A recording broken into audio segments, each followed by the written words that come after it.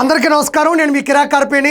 RK రోజా ఒక press meet పెట్టింది. ఏం మాట్లాడుతుందో ఒకసారి విందాం. ఫోటో వేస్తే అదేదో పెద్ద బూత్ అన్నట్టు, ఇది తప్ప ఏమి చేత కాదన్న నువ్వు ఈ రోజు ఆ బుక్ తీసుకొని మళ్ళీ నీ ఫోటోలు ఎందుకు వేసుకుంటున్నావు? నీకు సిగ్గు లేదా నీ ఫోటో వేసుకోవడానికి అని అడుగుతున్నా.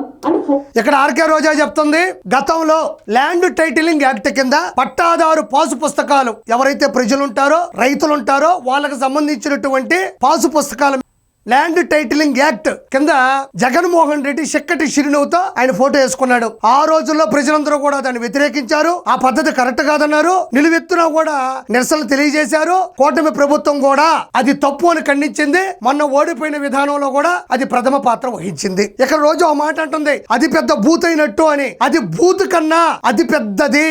ఎవరైతే ప్రజలు ఉంటారో, ఎవరైతే జనాలు ఉంటారో, ఎవరైతే రైతులు ఉంటారో వాళ్ళకు సంబంధించినటువంటి చిరాస్తుల మీద, ఆస్తుల మీద, భూముల మీద, స్థలాల మీద, పొలాల మీద తరతరాలుగా కష్టపడి సంపాదించుకొని జ్ఞాపకాలుగా ఉంచుకున్నటువంటి చిరాస్తుల మీద జగనన్న ఫోటో వేయడం అనేది బూతు కన్నా పెద్దది.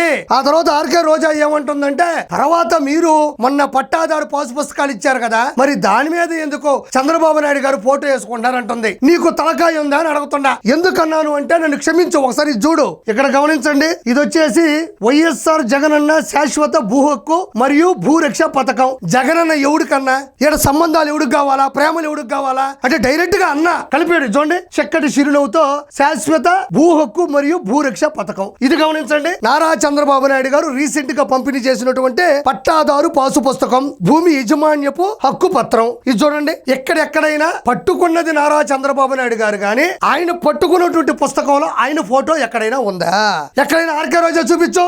నారా చంద్రబాబు నాయుడు గారు ఇచ్చినటువంటి భూమి యజమాన్యపు హక్కు పత్రం మరియు పట్టాదారు పాసు పుస్తకం ఎక్కడైనా చంద్రబాబు నాయుడు గారికి సంబంధించినటువంటి లోగో గాని, ఆయన ఫోటో గాని ఎక్కడైనా మనకు కనబడుతుందా? ఇది నేను సృష్టించింది కాదు. ఈ రోజు ఆంధ్రప్రదేశ్ లో ఎవరైతే ఈ పట్టాదారు పాసు పుస్తకాలు తీసుకున్నారో వాళ్ళ దగ్గరికి వెళ్ళి చూస్తే సరిపోతుంది. వాళ్ళందరి ఇళ్లలో ఉన్నాయి. అంతేందుకు ఈ రోజు ఆర్కే రోజాకి సంబంధించినటువంటి బంధువులను అడిగినా, వాళ్ళ కుటుంబ సభ్యులు అడిగినా, వాళ్ళ కార్యకర్తలను అడిగినా, వాళ్ళలో ఉండే పుస్తకాల మీద కూడా ఆయన ఫోటో లేదన్న విషయం ఈవిడికి బాగా తెలుసు. కాకపోతే ఏదో ఒకటి మనం మాట్లాడేస్తే జనాలు అది వినేస్తారు, అది నిజం అనుకునేస్తారు. జనాలందరూ కలలో బతుకుతున్నారు, భ్రమలో బతుకుతున్నారు, వాస్తవంలో లేరు.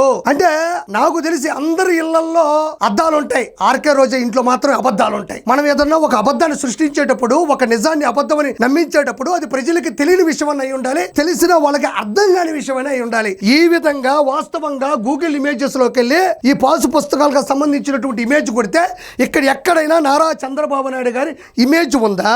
ప్రజల్లో ఆయనకి ఇమేజ్ ఉంది, కానీ పాసు పుస్తకాల మీద మాత్రం ఆయన ఇమేజ్ లేదు.